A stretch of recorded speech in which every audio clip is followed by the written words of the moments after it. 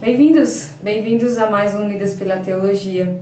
Unidas pela Teologia é um ministério que tem como propósito conduzir mulheres a glorificarem a Deus à medida que conhecem melhor as Escrituras. Estamos nesse mês de novembro tratando o tema Novembro Azul, o entendimento bíblico do papel dado ao homem, na verdade dado a ambos, homem e mulher, mas especialmente ao homem.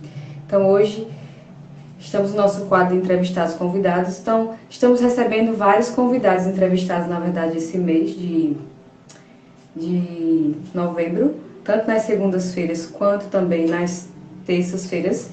E se você decidir, pode então voltar lá e poder então acompanhar as lives no GTV. Tem muitas lives já, muitos entrevistados convidados. Temos também tido lives extras. Semana que vem estará conosco o pastor Jonas Júnior. E ali eles vão contar um pouco do testemunho deles, de como eles se conheceram. E eu espero então que você possa ser abençoado.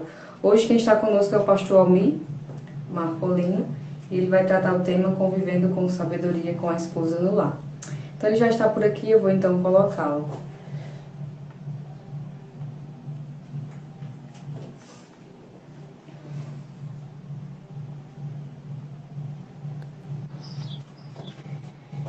Bem-vindo, pastor Almir.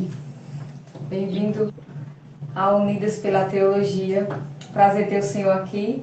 Sabemos que é um homem ocupado, com muitas atribuições, mas louvamos a Deus porque o senhor chegou até aqui para ministrar a palavra de Deus e nos ensinar sobre essa temática. Então, o pastor Almir, só uma pré-apresentação, ele pode até acrescentar algo. Ele é casado há 35 anos com a Zarilene. Ele tem 3 filhas, Abigail, Adassa e Amada. As 3 são casadas, né, graças a Deus. Ele é pernambucano de nascimento, cresceu em São Paulo, veio estudar no Seminário Batista do Cariri. Ele então se formou, voltou para São Paulo para servir na igreja dele. Serviu também no seminário, ensinou 2 anos, mas então decidiu, acho que a direção de Deus foi para ele voltar para o Cariri, região do Cariri. Então ele é pastor na igreja Batista do Novo Juazeiro já há 32 anos. Então, graças a Deus pelo ministério dele nessa igreja, e também o ministério de pregação, conferências. Ele tem abençoado muitas igrejas ao redor do Brasil. Ele não é somente pastor, conferencista, ele também é diretor e professor do Seminário Batista do Cariri. Ele também lançou 2 livros, que são os livros Orando pela Família e o Nada Me Faltará. Nada Me Faltará eu tenho, só não tenho Orando pela Família.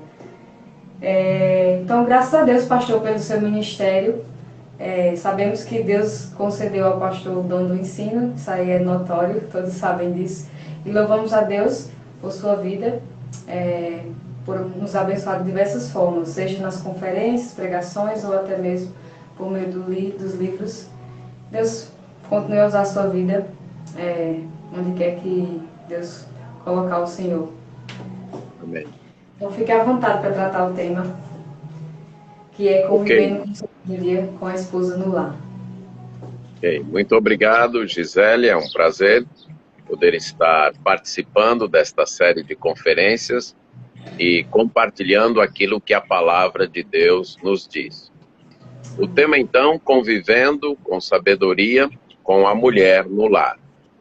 O texto base que eu escolhi é 1 Pedro, capítulo 3, verso 7, que diz: Maridos, vós igualmente vivei a vida comum do lar com discernimento, e tendo consideração para com a vossa mulher como parte mais frágil, tratai-a com dignidade, por isso que sois juntamente herdeiros da mesma graça de vida, para que não se interrompam as vossas orações. Esta carta é escrita pelo apóstolo Pedro. Ele a escreveu para um grupo de cristãos que viviam dispersos na região da Ásia e estavam sendo perseguidos. Viviam, então, um momento de crise que afetava a sua fé e crise que trazia problemas extras para a família. Então, uma família, um casal, já em tempos, vamos dizer assim, normais, enfrenta problemas devido à natureza pecaminosa de cada um. Imagine num tempo de crise, num tempo de perseguição. Então, eles enfrentariam uma dose extra de conflitos, uma dose extra de problemas. Nem todos os casais para os quais Pedro escreve, os dois eram cristãos, os dois eram crentes. Havia casais que só a esposa era crente. Então isso acabava acarretando como eu disse, uma dose extra de problemas e de dificuldades. A partir do capítulo 2, o verso 17, até esse capítulo 3, Pedro, então, vai mostrar para aqueles irmãos como eles deveriam viver a vida dentro de casa. Como cristãos, como é que eles deveriam viver dentro de casa. Qual seria a conduta apropriada, o comportamento apropriado daqueles que moram na mesma casa. E ele começa tratando dos servos, porque naquela época os servos eram considerados domésticos, eram considerados da casa. Depois ele trata das esposas. Então no capítulo 2, verso 18, ele se dirige aos servos, certo? Depois se dirige às esposas, capítulo 3, verso 1. E quando chega no capítulo 3, verso 7, ele diz agora, igualmente aos maridos, semelhantemente eu vou dizer para os maridos, como é que eles devem conviver. A expressão que a minha versão traduz como viver a vida comum no lar é conviver numa mesma casa. Como é que eles podem conviver numa mesma casa com suas esposas? Então o versículo vai tratar exatamente do tema proposto. Como é que um homem pode conviver com sabedoria com sua esposa? Como é que ele pode, usando de sabedoria, viver com a sua esposa? E aí o apóstolo Pedro vai nos mostrar 3 maneiras, certo? Primeiro é preciso conhecimento. Vivei a vida comum do lar com discernimento. Essa palavra traduzida como discernimento fala de conhecimento. Então é necessário conhecimento. Conhecimento de quê? Pedro não nos diz qual conhecimento. A gente supõe que é o conhecimento da vida no lar, do que é o lar, do que é o casamento, do papel da esposa. A ideia aqui é que o marido tem a responsabilidade de compreender, à luz do plano de Deus, o que é um casamento. Qual é o papel dele e qual é o papel da esposa. Então, a vida com sabedoria com a esposa requer do marido conhecimento. E quando a gente, então, pensa nisso, a gente volta ao princípio, a Gênesis, capítulo 2, e saber por que Deus criou a mulher. Então, lá em Gênesis, capítulo 2, nos fala de um ambiente extremamente adequado. Deus havia criado o homem, colocado no jardim do Éden. Deus havia plantado um jardim para o homem, então, explorar este jardim. E Deus coloca o homem ali num ambiente ideal. Esse homem extremamente inteligente, ele foi capaz de nomear todos os animais numa tarde. Então você imagina a capacidade de brilhantismo intelectual deste homem, capaz de dar nome a todos os animais, olhar para cada animal, entender a natureza daquele animal e lhe dar um nome apropriado. Então, uma inteligência, uma rapidez e raciocínio enorme. Aquele homem estava num ambiente ideal, certo? No jardim do Éden, que é o paraíso. Então, tendo o melhor lugar do mundo que alguém já viveu. Isso a gente pode admitir. Adão vivia no melhor lugar que um ser humano já viveu desde que o mundo foi criado. Mas Deus viu que o homem estava só. Deus viu que faltava alguma coisa. A capacidade intelectual do homem não lhe bastava. O ambiente adequado não lhe bastava. Faltava companheirismo. Então, o homem precisa entender isso. A necessidade básica que é suprida no casamento é companheirismo. O homem precisa viver a vida como do lar sabendo disso. A função principal de um e outro no casamento é suprir uma necessidade que já existia antes do pecado. Não é uma necessidade pecaminosa. É uma necessidade da natureza humana. É uma necessidade da criação. A necessidade de companheirismo. Essa necessidade continua, mesmo depois que o pecado entra no mundo. E eu quero aqui citar 3 textos. Um texto é o de Jesus. Quando Jesus faz referência a esse texto que eu acabei de mencionar, de Gênesis 2.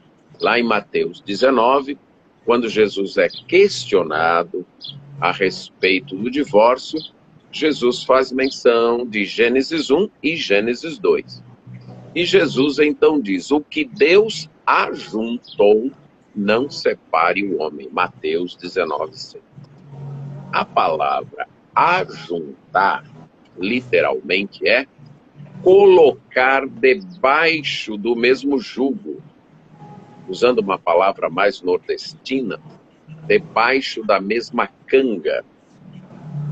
O jugo, a canga, é um instrumento, né, uma ferramenta, até hoje é usada em alguns lugares do mundo e do Brasil, feito de madeira ou de metal, certo? Mais ou menos uma forma assim, você tem 2 partes onduladas e uma reta que une aquelas 2 partes, e nas partes onduladas você coloca sobre o pescoço de um animal de um lado, um animal do outro, e estes 2 animais vão ter uma função, ou puxar uma carroça, ou puxar um arado.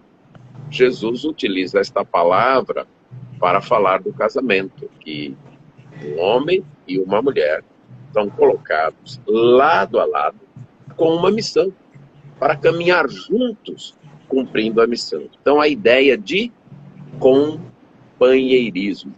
Um companheirismo de auxílio no cumprimento da missão. O segundo texto é do apóstolo Paulo, em 1 Coríntios 9,6. O apóstolo Paulo fez uma opção por permanecer não casado para cumprir melhor o plano que Deus tinha para ele. Mas ele deixa claro que isso foi uma opção que ele faz. E aí ele diz, nós também temos o direito de nos fazer acompanhar de uma irmã, de uma esposa. E aí ele usa a palavra acompanhar. Quer dizer, literalmente ter ao lado. Ele diz, eu tenho o direito de ter ao lado, como os outros apóstolos, como os outros irmãos, uma mulher. Mas o que eu quero frisar aqui não é tanto a decisão do apóstolo Paulo de ter escolhido não exercer esse direito, mas a concepção que ele demonstra de casamento com essa expressão. O que é casamento? É ter alguém ao lado para estar comigo enfrentando a vida. Então, o marido precisa desse discernimento. O que é casamento? Casamento, então, é ter uma companhia ao lado, uma companheira ao lado, que me ajuda a cumprir minha missão de vida. E esse companheirismo é uma questão de compromisso, é uma questão de aliança. Isso vai ficar claro no livro de Malaquias, quando Deus condena o divórcio. E ele diz ao homem, porque este homem, Malaquias, capítulo 2, verso 14, é porque o Senhor foi testemunha da aliança entre ti e a mulher da tua mocidade, com a qual tu foste desleal, sendo ela tua companheira. Novamente é frisado isso. E aqui, nesse versículo, eu quero colocar a ideia de que é um companheirismo de compromisso. Não é um companheirismo acidental. Não é um companheirismo de ocasião. Não, é um companheirismo escolhido e compromissado. A pessoa fez uma aliança para ser companheiro. O homem fez uma aliança para ser companheiro. Fez uma aliança não apenas com a mulher, mas fez uma aliança com Deus. Deus é o testemunho desta aliança. Então, o que implica sabedoria no convívio com a mulher? Conhecimento, e eu estou frisando esse conhecimento do que é casamento, do que é esse relacionamento com a mulher, companheirismo. Mas quando a gente volta lá para Pedro, além de conhecimento, ele diz, vivei a vida comum do lar com conhecimento, com discernimento, tendo consideração. Segunda palavra aqui, consideração.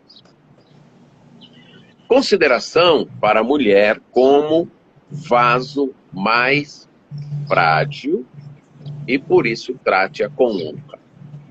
Primeiro vamos tentar entender o que ele quer dizer com mais frágil aqui. Creio eu que o contexto não permite nós pensarmos em fragilidade espiritual ou psicológica por uma razão. O capítulo 3, verso 1, quando ele fala de certas mulheres cujos maridos não eram crentes, elas eram crentes e os maridos não. Então, eu creio que Pedro não tem em vista uma fragilidade. Ele está dizendo que a mulher é espiritualmente mais frágil ou psicologicamente mais frágil. Não. Eu creio que é o sentido natural, fisicamente mais frágil. A mulher é fisicamente mais frágil do que o homem, né?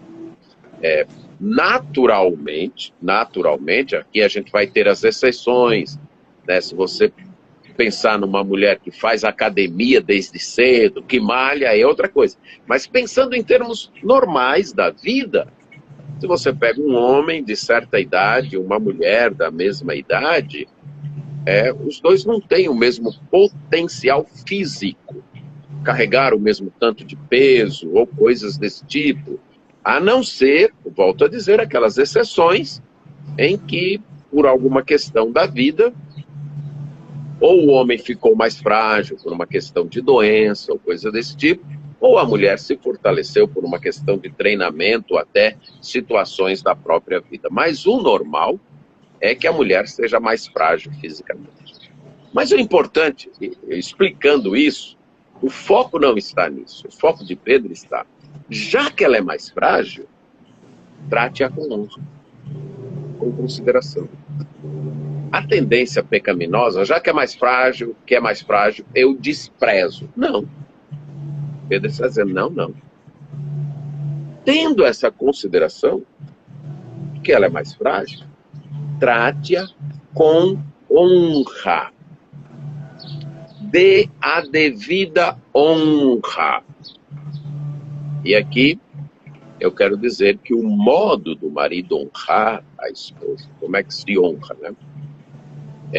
A honra, o modo de honrar, ele varia de situação para situação. Eu não honro todas as coisas do mesmo jeito, nem todas as pessoas. A honra, ela varia de pessoa para pessoa, de situação para situação. Então, a maneira como eu honro um amigo deve ser um pouco diferente de como eu honro uma amiga.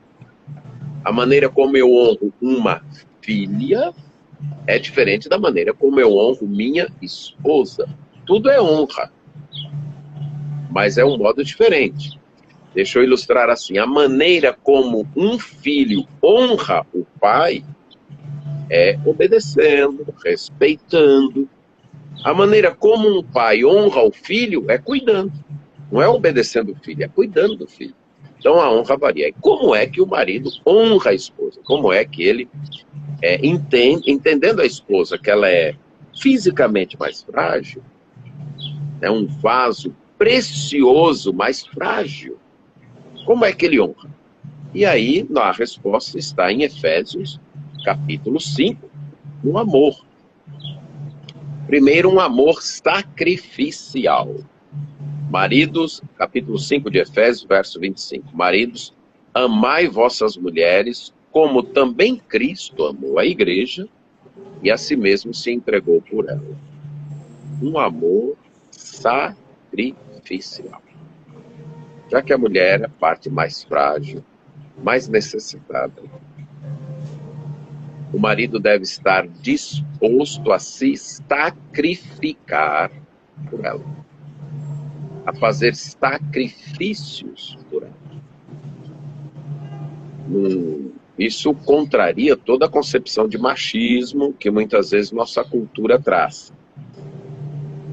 E isso focaliza no aspecto da liderança. O verdadeiro líder é aquele que se sacrifica pelos seus liderados.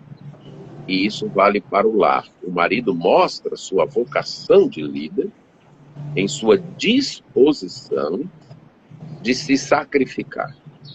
Certo? Então, esses sacrifícios, volto a dizer, o modo de se sacrificar é contextual, vai variar de situação para situação, de momento para momento, mas o princípio é esse. Como é que o marido convive com sabedoria? Como é que ele trata a esposa com sabedoria? Conhecimento. Mas segundo, com consideração. Uma consideração que se demonstra em amor, um amor sacrificial. Mas um amor que procura edificar. O apóstolo continua dando o exemplo de Cristo em Efésios 5. E por que que Cristo deu a sua vida pela igreja? Para que a santificasse, purificando-a por meio da lavagem de água pela palavra, para apresentar a si mesmo igreja gloriosa, sem mácula, nem ruga, nem coisa semelhante, porém santa e sem defeito. E aqui cabe uma palavra de como é esse amor. Esse amor sacrificial já deixa clara a palavra sacrificial que não é o amor que eu vou, no qual eu vá querer satisfazer as minhas vontades. Mas também não é o amor que vai querer satisfazer todas as vontades da esposa. Certo? Por que não? Então deixa eu começar dizendo o seguinte. Não pode ser um amor que vai querer satisfazer todas as minhas vontades, a vontade do marido, porque eu sou pecador. E as minhas vontades são pecaminosas. Mas, por outro lado, também não pode querer satisfazer todas as vontades da esposa pelo mesmo motivo. Ela também é pecadora. E algumas de suas vontades são pecaminosas. Então, qual é o filtro aqui? O filtro aqui é o que edifica a esposa. Em Romanos, capítulo 15, verso 2, isso fica claro, olha. Portanto, cada um de nós agrade ao próximo no que é bom para a edificação. Isso aqui complica muito a vida dos maridos. Por quê? Porque a tendência normalmente é: eu faço do meu jeito e pronto. Ou, para evitar confusão, eu faço do jeito dela. Para não criar conflito, para a gente viver em paz, eu prefiro a paz. Isso aí é uma espécie até de certa covardia. Não é nenhum nem outro. É o marido analisar a situação, buscar a graça de Deus e conhecimento da palavra e saber o que é melhor para edificar minha esposa. O que é melhor para cumprir o propósito de Deus na vida da minha esposa? Lembrando que o supremo propósito de Deus na vida da minha esposa, qual é? Torná-la semelhante a Cristo. E eu creio que se houver algum marido aí me escutando, ele vai entender que isso é complicado. É complicado, primeiro, para a gente saber. E segundo, para a gente convencer. Certo? Não vai ser desse jeito que você está dizendo que vai ser. Não porque eu queira, mas porque eu estou percebendo, ou vendo à luz do que Deus está me dirigindo, de que isso não vai trazer sua edificação. Isso não vai contribuir para você ser semelhante a Cristo. E esse é o caminho mais difícil. Eu falando aqui, não quero passar a ideia de que isso é fácil. É o caminho mais difícil. Porque, volto a dizer, o caminho mais fácil vai ser do meu jeito e pronto. Ou e por várias razões. Ou, para evitar confusão, para evitar qualquer coisa, faz logo do jeito que ela está dizendo e pronto. Nenhum. É preciso essa consideração que traz um amor sacrificial, edificador, mas um amor que preserva. Um amor, voltando aqui ao texto, no verso 28, assim também os maridos devem amar suas mulheres como a seus próprios corpos. Quem ama sua esposa, a si mesmo se ama. Um amor que preserva. Um amor que não expõe a esposa a perigos. Que não expõe a esposa a situações nas quais sua fragilidade irá se manifestar e ela vai ficar numa situação de perigo. Não. É um amor preservador. E o verso 29 vai dizer que é um amor que cuida. Porque ninguém jamais odiou a sua própria carne, antes a alimenta e dela cuida. É responsabilidade do marido honrar sua esposa com esse amor que cuida, com esse amor que toma cuidado, com esse amor que zela por suprir as necessidades da esposa. Essa é a responsabilidade do marido. Zelar pela esposa, cuidar da esposa. Então, como é que um homem vive com sabedoria com sua esposa? Com conhecimento, entendendo a função do casamento de companheirismo e com consideração, considerando a esposa com honra, amando-a com um amor sacrificial, edificador, preservador e cuidadoso. Mas, em terceiro lugar, voltando à carta lá de Pedro, com consciência de que eles têm uma mesma posição diante de Deus. Diz aí, por isso que sois juntamente herdeiros da mesma graça de vida. Quando Deus cria o ser humano, lá em Gênesis 1, 26, 27, é dito, Deus diz, eu vou fazer o homem à minha imagem e semelhança. E diz o texto que Deus fez o homem à sua imagem e semelhança. Homem e mulher os criou. Homem e mulher foram criados no mesmo nível. Ambos à imagem de Deus. Ambos como representantes de Deus.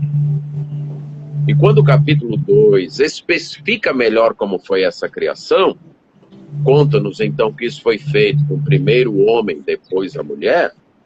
É interessante que Deus não usa uma porção de barro diferente para fazer a mulher. Ele tira a mulher do homem. E o primeiro homem reconhece isso quando diz, esse é osso dos meus ossos e carne da minha carne. Não há um superior e um inferior. Não há. Ambos são herdeiros da mesma graça que é a vida. O homem precisa ter essa consciência. Que há funções diferentes, mas não valores diferentes. E ele e a esposa. Ambos são a imagem de Deus. Ambos têm uma missão de representar Deus. Ambos receberam de Deus a mesma vida. E se ambos forem cristãos, ambos vão herdar a mesma vida. Ele deve ter essa consciência de que ele não pode tratar a esposa como alguém inferior. Quando lá em Gênesis 2, Deus diz, eu vou fazer uma auxiliadora que esteja como que diante dele. Talvez esta palavra auxiliadora possa comunicar a ideia de inferioridade, mas não é isso. Porque a mesma palavra, na sua forma masculina, é usada no Antigo Testamento para Deus. Alguns salmos dizem, Deus é o meu ajudador. E se Deus é o meu ajudador, eu não vou imaginar que ele é inferior a mim. Então a palavra ajudadora não fala de inferioridade. E para corrigir isso, Deus logo acrescenta. Uma ajudadora que esteja como que diante dele. O que isso quer dizer? No mesmo nível. Uma ajudadora que esteja no mesmo nível. Porque se a gente olhar para o texto, Deus diz, não é bom que o homem esteja só. Mas o homem, no sentido absoluto, não estava só. Ele tinha os animais. E ele tinha Deus. Agora ele não tinha ninguém no mesmo nível. Ele tinha os animais no nível inferior e tinha Deus no nível infinitamente superior. O que ele não tinha era alguém no mesmo nível. E é isso que Deus vai fazer. Uma companheira que esteja no mesmo nível. Então, como é que um homem vive com sabedoria? Esse terceiro item, consciência de igualdade em termos de posição diante de Deus. Ele não é mais importante que a mulher não é mais importante que ele. Ambos são importantes. Ele não tem mais valor, nem ela tem mais valor. Ambos têm valor. Ambos foram criados à imagem de Deus e ambos têm uma função a desempenhar. E em quarto lugar, já tratamos do conhecimento, da consideração, da consciência e agora cuidado com a vida espiritual, para que não se interrompam as vossas orações. Isso é sério. Quando um homem não vive com sabedoria com sua esposa, as orações são interrompidas. A gente pode entender isso da seguinte maneira. Já que o homem não está bem com a esposa, ele também não vai estar bem com Deus. Né? É difícil orar quando você não está bem com alguém, especialmente você convivendo no mesmo lar. Mas também pode significar que Deus não vai dar atenção às orações do marido quando ele não vive com sabedoria com sua esposa. O homem é o responsável pela atmosfera espiritual do seu lar. É o homem. Infelizmente, a omissão de muitos homens tem feito com que as esposas assumissem isso, e eu digo, e ainda bem, porque se elas não assumissem, aí o problema era maior. Mas a responsabilidade é do homem. O homem cristão deve ter consciência e que compete a ele a responsabilidade pela atmosfera espiritual, o ambiente espiritual de sua casa. Não estou querendo dizer com isso que ele vai fazer tudo, ele vai liderar o culto doméstico todas as vezes, não estou querendo dizer isso. Eu estou querendo dizer que é a responsabilidade dele.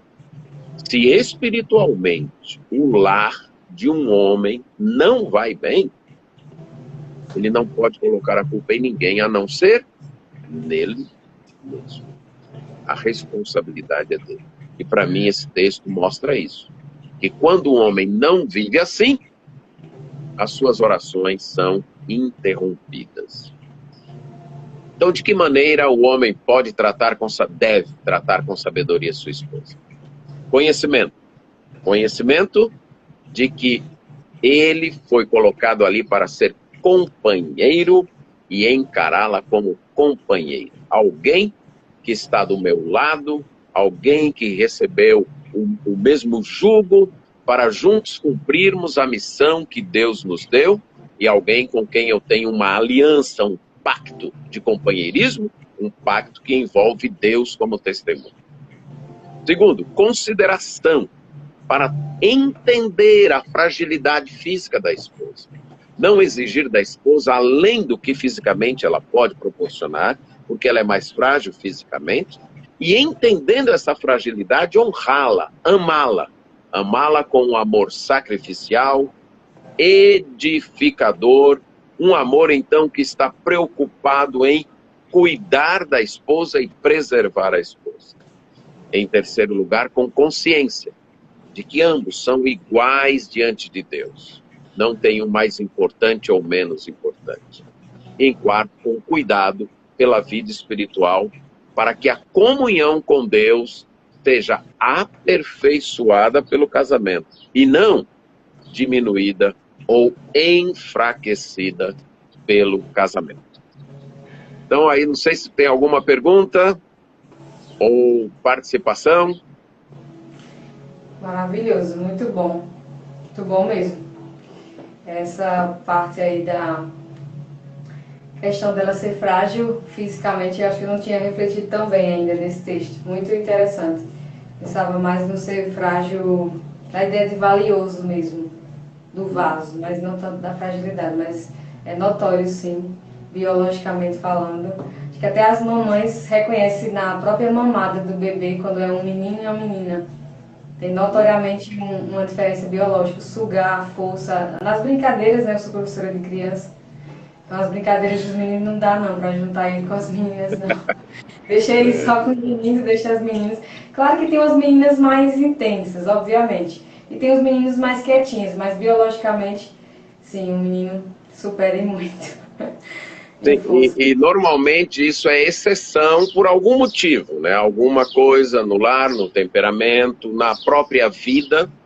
A vida, muitas vezes, as circunstâncias enfraquecem um homem e fortalecem uma mulher. Mas, naturalmente, fisicamente, a mulher é mais frágil mesmo. Verdade, muito bom. Dentro disso, pastor, não sei se eu pensava, tensionava falar e tal. Eu sei que o senhor esteve aqui em Natal e eu soube de algumas coisas muito boas que o senhor falou era conferência sobre família, eu acho. Então, não sei se poderia dar alguns exemplos práticos. Eu sei que de contexto para contexto muda a ideia do... O princípio é o amor sacrificial, nessa consideração, e muda de contexto para contexto. Mas não sei se poderia dar alguns exemplos dessa consideração, algumas coisas palpáveis. Sim. Não sei. Ok, vamos... Isso que eu disse de contexto... Não sei se está dentro do roteiro também. Eu não sei se está dentro do roteiro aí. Mas podemos falar. Nisso de contexto para contexto, vamos pensar num homem desempregado por questões ou de doença ou de contexto social. Ele não consegue arrumar emprego. E aí você tem uma esposa que, diante do marido não poder ter o trabalho, ela vai ter que trabalhar para poder sustentar a casa. E este homem, então, é forçado, vamos dizer assim, a ficar em casa e fazer o serviço de casa. Considerando que o desemprego desse homem é além de sua vontade. Então, isso é um ponto. Em certo sentido, esse homem está se sacrificando. Ele está se sacrificando, não é verdade? É isso que eu quero dizer com contextual. A gente não pode sair julgando com base nisso. Aquele homem está se sacrificando. Agora, considerando, não, aí esse homem se acostumou com isso, achou muito bom, e agora já tem oportunidade de emprego, já surgiu, mas ele prefere ficar em casa e a mulher que sai para trabalhar. Pronto, aqui já mudou um pouco a coisa. Então, é isso que eu quero dizer com sacrificial, certo? Sacrificial vem a ser isto. Deixe-me dar um outro exemplo. Suponha um lar em que os dois trabalham. Por alguma razão, os dois trabalham. Esse homem, quando chega em casa, ele deve entender que é responsabilidade dele também ajudar no preparo da comida, no lavar a louça, no manter a casa arrumada. Ok? Agora, suponha que só o homem trabalhe, a mulher passa o dia em casa. É de se esperar que a parceria aqui funcione diferente. Então, não, olha, você passou o dia fora, agora é você que vai. Não, a parceria funciona de modo diferente aqui. Se os dois trabalham fora, os dois dividem os afazeres da casa. Se só ele trabalha fora, espera-se que ela cuide dos afazeres da casa. A não ser situações de doença, de necessidades outras além da vontade da pessoa. Então, isso é o que eu chamo do sacrifício. Deixe-me dar outro exemplo que eu tenho escutado muito quando há um problema de doença séria com um dos filhos. Um câncer ou qualquer outra assim, que exige muito, vai exigir noites cuidando da criança e tudo. E normalmente os homens não têm a disposição para esse sacrifício. Certo? Que eles jogam tudo, alguns chegam até a abandonar o lar. Jogam tudo na mão da esposa, pronto. Aqui é uma oportunidade para o homem manifestar esse amor sacrificial. Que muitas vezes aquela mãe vai ter que se dedicar. Vamos imaginar um casal com 3 filhos. E Deus o livre, uma criança contraiu câncer. E agora é a mãe que tem que ter um cuidado de passar a noite no hospital, de estar levando o filho, de levar para as quimioterapias, é ela que cuida disso. Aí o marido, além do trabalho de fora de casa, ele tem que cuidar das outras 2 crianças e cuidar dos afazeres do lar e da ausência da esposa. Aqui entra uma oportunidade grande de amor sacrificial. Então, por isso que eu digo que o contexto varia, né? Vai variar de contexto para contexto, situações de saúde, situações econômicas, vai variar muito de contexto para contexto. Mas o princípio é amor sacrificial. E quando é que eu entendo o contexto? Aí entra o primeiro item, conhecimento, discernimento. Então, sabedoria é temer a Deus. Sem temor do Senhor, o marido não vai ter esse discernimento de perceber estas necessidades da esposa para se sacrificar por ela. É verdade. Não sei se tem outra pergunta, pode fazer, se estiver ainda dentro do horário, né? Temos uns 10 minutinhos. Foi muito boa, pastor, sua resposta e tudo, é isso mesmo. Realmente, o contexto varia muito. Por isso que é tão importante ter discernimento, como o senhor disse, o temor a Deus vai ajudar muito, né? Essa Sim. questão. Eu acho que quando o senhor esteve aqui, uma coisa que marcou, algumas mulheres comentaram comigo, eu não estava na conferência da família, mas é que, na maioria das vezes, o marido realmente trabalha fora e a mulher fica em casa. Aí, a questão financeira,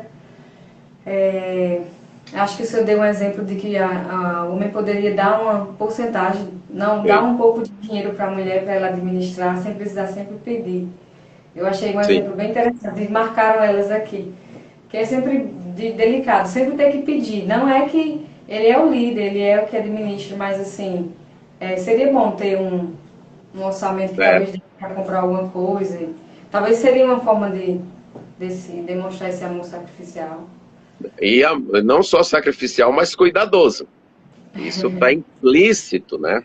Um texto lá do Antigo Testamento deixa claro que é responsabilidade do marido prover sustento e vestuário da esposa. É responsabilidade dele. Então, como isso pode ser feito? Então, dando uma palavra aqui sobre a administração econômica. A liderança é do marido. Ponto. Isso não implica que ele não possa delegar. Então, um casal, amigo meu, ele pastor, ele tem muita dificuldade na administração financeira. Ele é assim, muito disposto a ajudar muita gente. E isso acabava prejudicando a família. Até que um dia ele, dirigido por Deus, percebeu que a mulher dele tinha um talento grande para a administração financeira. O que ele fez? Pronto, a partir de hoje eu sou o líder, mas eu delego a você a responsabilidade de administrar as finanças. De lá para cá eles não tiveram mais problemas nessa área. A mulher tem um certo talento para isso. Então, algumas vezes isso pode acontecer no lar, o homem perceber que a mulher tem um talento, tem uma visão. Ah, mas isso aí é uma mulher insubmissa. Não é não, olha lá para a mulher de Provérbios 31. Uma mulher empreendedora, uma mulher que avalia uma propriedade, adquire, uma mulher que tece e vende. Então, não é insubmissão ou falta de piedade da mulher, não. Ela recebeu certo talento nessa área, ela está desenvolvendo o talento em prol do lar. E o marido que tiver discernimento vai dizer, graças a Deus, e aqui está para você cuidar. Algumas vezes não, algumas vezes isso é um peso a mais para a mulher. E aí o homem, aqui novamente questão de contexto, aí o homem faz isso mais como um meio de se livrar. Olha, está aqui o dinheiro, fica com ele e faz render até o fim do mês. A responsabilidade é sua. Aí não é tanto um discernimento, mas é um meio de eu tirar o fardo, a responsabilidade das minhas costas, certo? Então, quando for assim, e o marido perceber, não, isso é um fardo para minha esposa, ela não tem como cuidar das finanças da casa, isso se torna um fardo que fragiliza ela ainda mais. Ele puxa para ele, mas ele deve reservar para ela uma quantia mensal para as despesas dela, para ela não ter que ficar pedindo dinheiro para comprar um batom, comprar isso, comprar aquilo. Eu acho que isso torna-se humilhante para a esposa e o marido deveria ter essa visão, tá aqui, esse dinheiro é seu e você gasta aí dentro de suas necessidades pessoais, certo? Até porque ela também está trabalhando em casa, né? E trabalhando muito. Verdade, verdade. Muito bom, pastor. Talvez uma pergunta pessoal, mas o senhor pode ver se dá para responder. O senhor tem 3 filhas, então, notoriamente ia ter 3 gêmeos. Então, como o senhor pode identificar, assim, ver essa questão, se eles iriam conviver com sabedoria, com a esposa no lar, essa questão de observar essa liderança conforme Pedro fala, para identificar, talvez pode dar algum conselho para os pais nesse sentido. Porque não é fácil ter filha mulher e o senhor que tem que observar isso, porque se vê a filha em perigo, né, claro que não ia querer essa união para que a filha já entrasse no casamento dessa forma, de forma tão desvantajosa para ser desconsiderada e por aí vai. Não ter esse amor sacrificial. Como reconhecer isso num jovem, né, já que está naquele processo de amadurecer e tudo.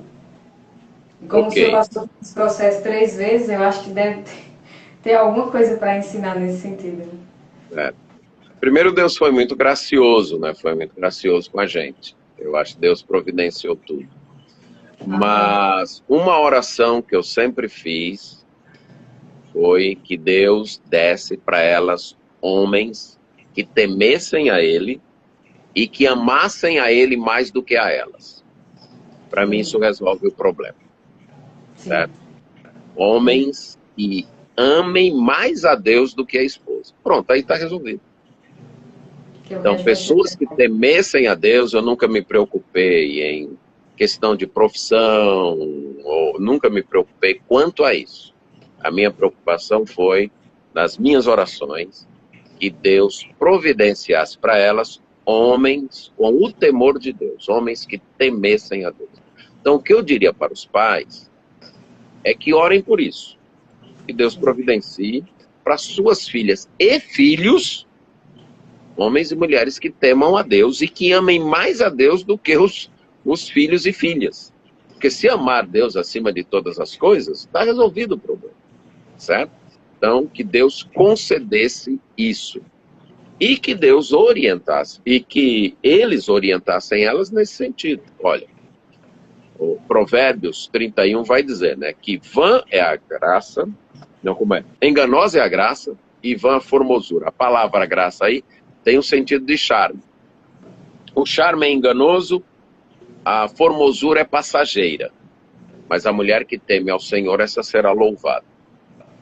Então, de ensinar filhos e filhas que o critério básico de escolha é temor a Deus. Uma pessoa que tem o temor de Deus. E isso dá para se perceber independente da idade. Evidentemente que o nível de maturidade desse temor tende a se ampliar no decorrer dos anos. Mas mesmo com um jovem, você pode perceber a seriedade com que ele encara Deus, com que ele encara a palavra de Deus, a vida de oração, a vida na igreja. Dá para perceber esta seriedade que é o temor de Deus, a piedade de um jovem. Então eu creio que esse é o critério maior. Pastor, deu diferença mesmo. Bem colocado, pastor. Realmente podemos, às vezes, alguns pais se distraem com questão de posição mesmo, profissionalismo e tudo, e realmente não vão ver se o rapaz ou a moça tem essa vida com Deus, esse temor ao Senhor que é revelado nesse compromisso, como o senhor falou aí, de estar na igreja, de fazer o devocional, das escolhas, né? E como o senhor falou, é de acordo com a idade, mas você já percebe esse temor que vai progredindo. É muito importante essa sensibilidade, realmente. Muito bom, pastor. Eu acho que eu não tenho mais uma pergunta. Se você quiser falar mais alguma coisa, temos ainda mais uns 5 minutinhos, mas se não, a gente pode encerrar. Eu quero só... Sim, pode falar. Agradecer pela oportunidade de poder participar dessa série de conferências e dizer que sempre que nosso calendário permitir, nós estamos às ordens para ajudar e lembrar as irmãs, né, falei muito aos maridos, mas lembrar as irmãs que a ferramenta básica de mudança de um cônjuge é o Espírito Santo. E que não tentem, à luz do que eu disse aqui, aquelas irmãs que estão vindo, chegar para os maridos e dizer, olha, o pastor disse isso, disse que você deve fazer isso, disse que você deve fazer... Não, não, não. 1 Pedro 3:1. Ganhe sem palavra alguma. Ganhe sem palavra alguma. Fale com Deus. Conte para Deus. Certo? E deixe Deus trabalhar e espere Deus trabalhar na vida da pessoa. Excelente conselho, pastor, para as mulheres, nós mulheres que realmente temos a tendência de falar mais, de às vezes tornar-se assim rixosa, o provérbio já alerta porque é a tendência natural mesmo. Temos homens rixosos, mas é mais provável encontrar mulheres. E realmente, quando ouvimos o ensinamento, a tendência é correr e, não, você precisa fazer isso e tal. É muito importante desenvolver essa vida de oração e não ser uma mulher rixosa, né, como o senhor falou, ganhar com o silêncio, com o comportamento, é muito importante isso. Fechou com chave de ouro. Muito obrigada, pastor, mais uma vez por ter aceito o convite, pela disponibilidade de retornar.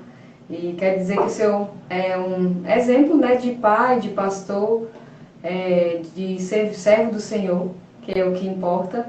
E que Deus continue abençoando o seu ministério, que o senhor consiga continuar sendo usado por Deus, que mais e mais pessoas tenham então acesso a palavra de Deus com clareza. Sabemos que o senhor explica muito bem. Hoje foi maravilhoso a exposição das Escrituras. Mais pessoas então tenham suas vidas transformadas por meio do ensino da palavra. Que Deus use o Senhor grandemente, no seminário, na igreja, nas conferências, por onde quer que andar. Então até uma próxima. Até uma próxima e muito obrigado. Orem por nós. Tá certo, com certeza. Tchau, tchau. Até mais.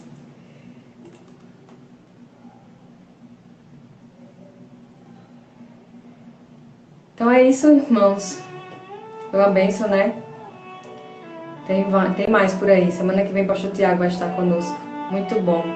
Vamos ter temas ainda maravilhosos. O pastor Jairo Cáceres vai estar conosco também. pastor Jonas Júnior, como eu falei, vai estar conosco também. Ele vai contar um pouco do testemunho também com a sua esposa e como se conheceram. Espero que você esteja conosco. Ainda vai ter muitas lives. Semana que vem, Provendo Amor para a Esposa, com o pastor Tiago. O pastor Bruce também vai estar conosco. Ele vai falar o que ele deve ser se quiser casar com a minha filha. Tem 11 filhos, já casou algumas filhas. Então, cada live tem o intuito de nos mostrar um pouco do que Deus espera de um homem, de Deus. Se você não é, pode desenvolver. Se tem filhos, a ideia é encorajar. E que cada dia mais possamos ser parecidos com Cristo. Então, unidas, segunda e terça. Segunda é o quadro Florescendo no Dia a Dia. Geralmente quem está ensinando sou eu, mas esse mês de novembro temos entrevistados convidados. Na terça-feira também. E temos algumas lives extras. Semana que vem temos uma live extra com o pastor Jonas Júnior e a Lia Xavier. Então fique de olho. Espero então que você continue sendo abençoado aqui no Unidas. Até mais.